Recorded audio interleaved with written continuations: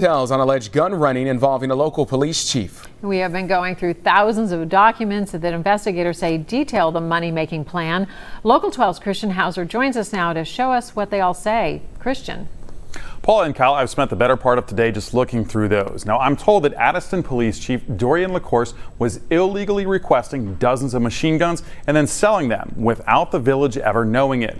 He's accused of buying more than $200,000 worth of firearms. But I'm told those same weapons may have sold for as much as $600,000 or more.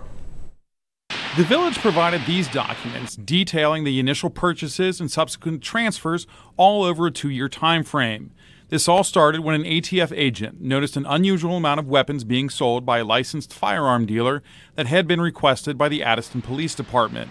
The investigator wrote an email to Chief Dorian La Course saying he believed the letters to get the machine guns were, quote, forged, or the letters were being provided to assist the FFL in obtaining what federal law considers non-transferable machine guns. The agent goes on to say some of which are belt-fed, currently in use by the U.S. Armed Forces, not a typical firearm used by police departments.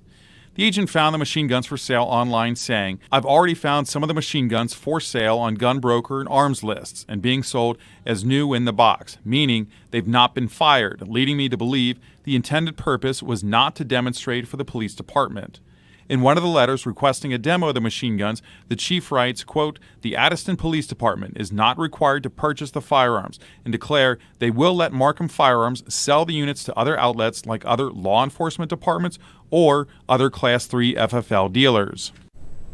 So how is there so much money to be made getting and then reselling these machine guns? After all, only law enforcement and the military can purchase them. Well, here's what some firearms dealers that I talked with earlier today said. The first way to cover that initial cost is to make accessories for the machine gun. They can't get it initially, but once they do have it, then they can make sights, silencers, all sorts of other things that they can then sell to law enforcement. Now, dealers themselves are not allowed to request these firearms, but a police department like Addyston or other law enforcement agencies can. So if a firearms dealer can get a working model, then they can make those accessories for the weapon and sell them to law enforcement agencies across the country.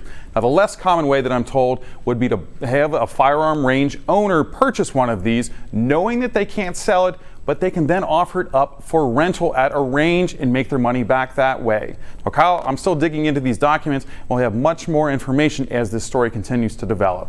All right, Christian, thank you so much. We know you will stay on top of this story for us. We should note here the chief has resigned, but so far no words of any charges against him.